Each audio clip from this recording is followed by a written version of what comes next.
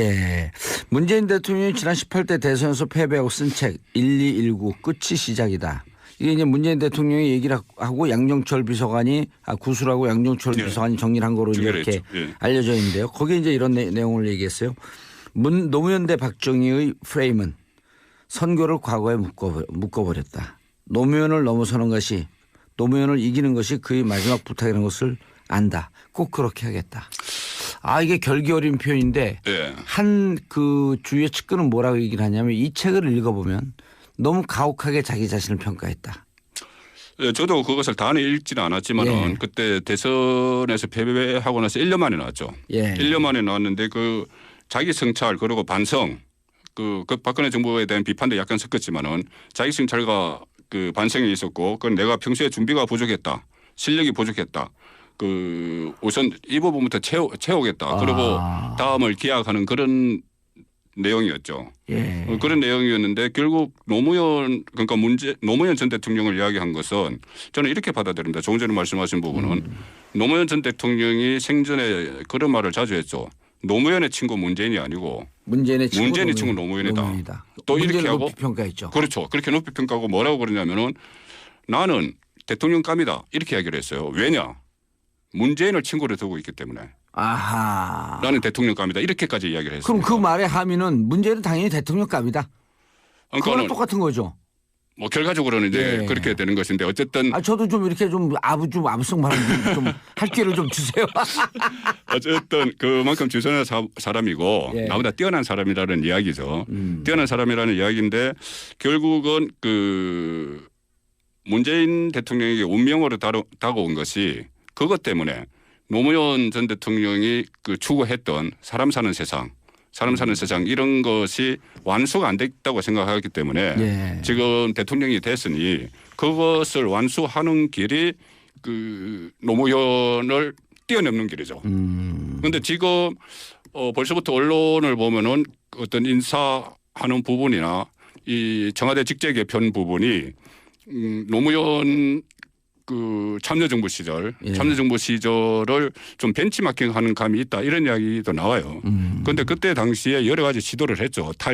건의도 없애고 여러 가지 시도를 했는데 그것이 결과적으로는 크게 성공하지 못했지만은 어쨌든 기본 틀은 맞았기 때문에 기본 방향은 맞았기 때문에 그때의 정권이 지금 연장이 되고 이어지고 있는 거로 봐도 되는 거 아니에요. 그러니까 왜냐하면 민주정부 3기라고 표현을 했기 때문에. 그렇죠. 3기라고 표현을 했죠. DJ 노무현 정부에서 3기라고 표현을 했기 때문에 그러니까 기본 방향은 맞기 때문에 그 방향으로 일단 가는 거는 옳아요. 옳지만은 그때 당시에 그 조금씩 실패했던 부분들 뭐 그걸 복귀하면서 다시 맞춰가는. 그렇죠. 인사 문제. 저는 인사 문제를 보는데 그때 참여정부에서 계속 비판이 나왔던 게 인사 실패. 해전문 인사였습니다. 해전문 인사. 그리고 인사는 실패했다 이런 얘기. 그러니까 해전문 인사 하다 보니까 인사를 실패하는 거죠. 딱 제한된 사람만으로 그 특히 그 86 참모들 그 제한된 사람으로 인사를 하다 보니까는 실패했다. 그런 평가가 있기 때문에 기본 방향은 그대로 가더라도 그런 강론 부분에서는 뭐 반면교사를 삼을 건 삼아야죠. 그러면 그리고 저는 개인적으로 저도 이제 책을 좀 썼는데 제 책에도 묘사를 했고 방송에서도 여러 차례 얘기했는데 저는 문재인 대통령이 무서운 사람이다. 보통 이제 우유부단하고 잘 결정 안 하고 빨리 얘기 안 하고 좀 답답하다 이런 평가들이 많은데 저는 대단히 무서운 사람이다. 그리고 결단력이 있는 분이다라고 하는 얘기를 했어요. 왜 그러냐면 제가 17대 때 당시 여당 의원이면서 교육위에서 교육부총리하고 강하게 부딪혔어요. 교육부총리는 사립대학교 입장을 그 변호했고 우리는 이거 아니다. 학부모 학생 입장에 서야 된다 그래갖고 등급제 갖고 붙었는데 등급제 갖고 하도 싸우니까 이해찬 총리가 양쪽을 중재한다고 저도 부르고 교육부 총리도 총리 공간에 불러서 그다음에 이제 청와대 내에서도 이게 또 반반 나뉘었어요. 근데 문재인 당시 비서실장으로 전 기억하고 있는데 비서실장 이정훈 정책실장은 저하고 같은 주장이었고 나머지는 다른 주장이었거든요. 근데 거기서 교육부 총리가 이런 얘기를 합니다. 목소리 쫙 깔고 시작하자마자 이번에 제가 주장하는 이 등급제가 관철이 되지 않으면 저는 몸도 마음도 지쳐서 이제 사표를 써야 될 것 같습니다. 그 말이 끝나자마자 저 끝에 앉아있던 문재인 실장이 그럼 관두세요. 지금 뭐라 그러셨나요? 관두신다 그랬나요? 그러니까 그러니까 그러면 나중에 간두시지 말고 지금 간두세요. 저도 그 내용을 어디서 읽은 기억이 납니다. 아, 그러더니요. 그러니까 총리가 놀라갖고 이해찬 총리가 지금 싸우자고 한 게 아닌데 그 말을 만류한데 그 말을 또 뚫고 지금 그만두세요. 사표 수리하겠습니다. 그걸 보고 이분이 결단력이 있는 사람이구나.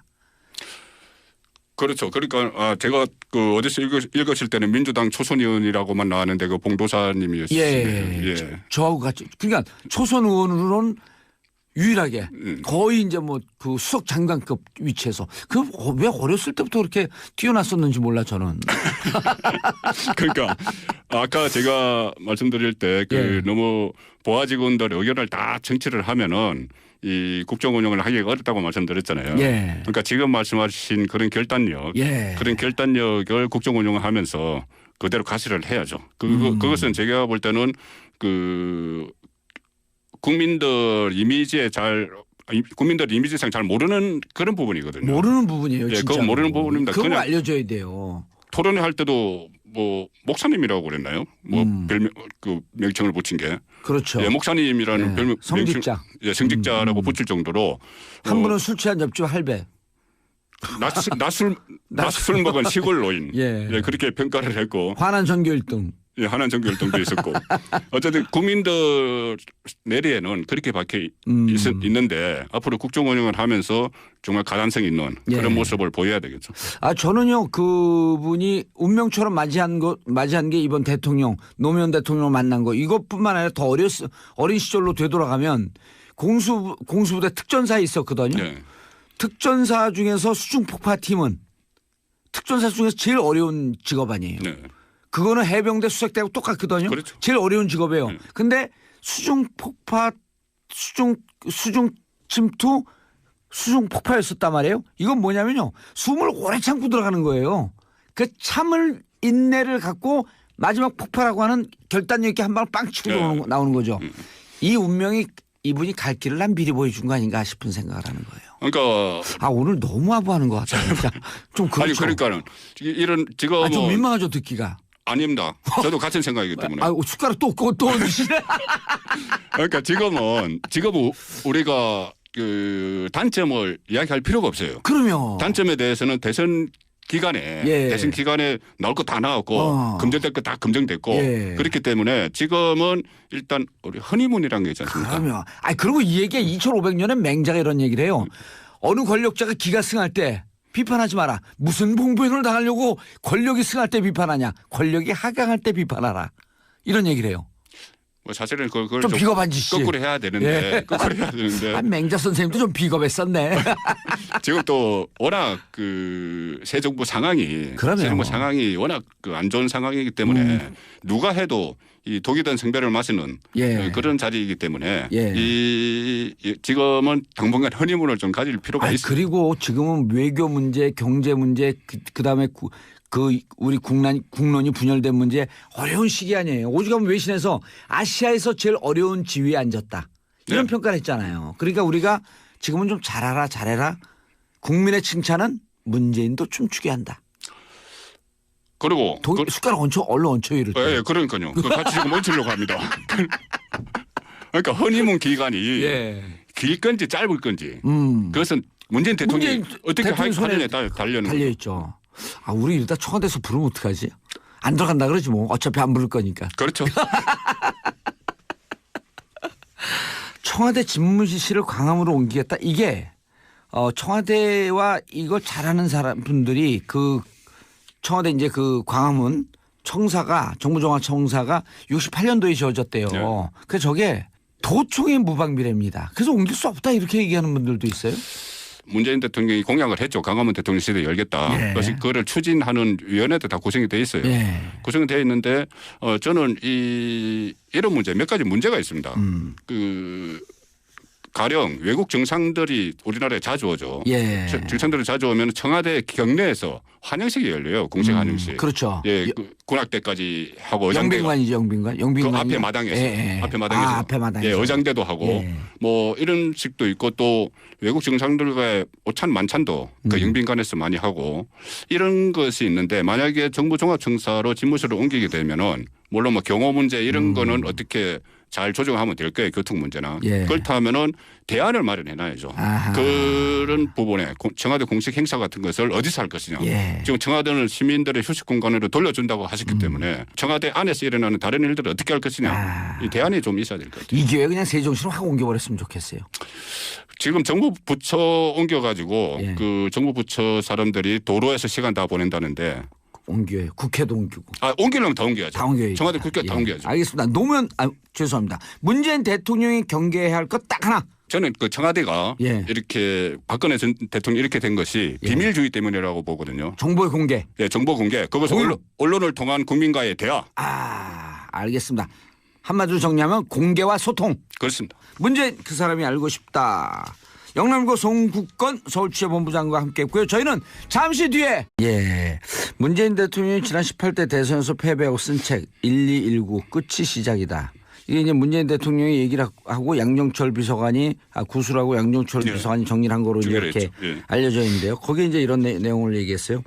노무현 대 박정희의 프레임은 선거를 과거에 묶어버렸다. 노무현을 넘어서는 것이 노무현을 이기는 것이 그의 마지막 부탁이라는 것을 안다. 꼭 그렇게 하겠다.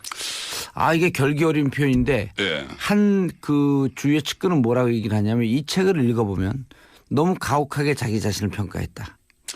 예, 저도 그것을 다 읽지는 않았지만은 그때 대선에서 패배하고 나서 있어요. 왜냐? 문재인을 친구로 두고 있기 때문에. 아하. 나는 대통령감이다. 이렇게까지 이야기를 했습니다. 그럼 그 말의 함의는 문재인은 당연히 대통령감이다. 그거랑 똑같은 거죠. 뭐 결과적으로는 이제 그렇게 되는 것인데 어쨌든 저도 좀 이렇게 좀 아부성 말을 좀 할 기회를 좀 주세요. 어쨌든 그만큼 주선한 사람이고 나보다 뛰어난 사람이라는 이야기죠.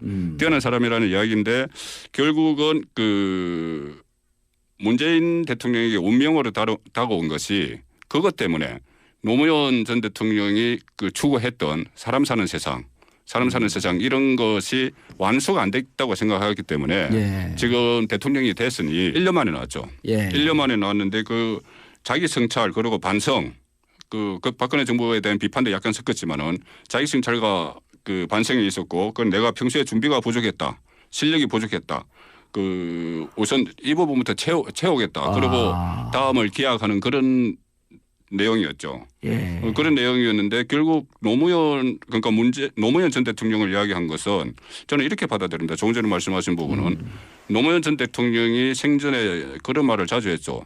노무현의 친구 문재인이 아니고 문재인의 친구 노무현이다. 또 이렇게 하고 높이 평가했죠. 그렇죠. 그렇게 높이 평가하고 뭐라고 그러냐면은 나는 대통령감이다. 이렇게 이야기를 해요. 그것을 완수하는 길이 그 노무현을 뛰어넘는 길이죠. 그런데 지금 벌써부터 언론을 보면은 어떤 인사하는 부분이나 이 청와대 직제 개편 부분이 노무현 그 참여정부 시절을 좀 벤치마킹하는 감이 있다 이런 이야기도 나와요. 그런데 그때 당시에 여러 가지 시도를 했죠. 건의도 없애고 여러 가지 시도를 했는데 그것이 결과적으로는 크게 성공하지 못했지만은 어쨌든 기본 틀은 맞았기 때문에. 기본 방향은 맞았기 때문에. 그때의 정권이 지금 연장이 되고 이어지고 있는 거로 봐도 되는 거 아니에요. 그러니까 왜냐하면 민주정부 3기라고 표현을 했기 때문에. 그렇죠. 3기라고 표현을 했죠. DJ 노무현 정부에서 3기라고 표현을 했기 때문에. 그러니까 기본 방향은 맞기 때문에 그 방향으로 일단 가는 거는 옳아요. 옳지만은 그때 당시에 그 조금씩 실패했던 부분들. 그걸 복귀하면서 다시 맞춰가는. 그렇죠. 인사 문제. 저는 인사 문제를 보는데 그때 참여정부에서 계속 비판이 나왔던 게. 인사 실패. 해전문 인사였습니다.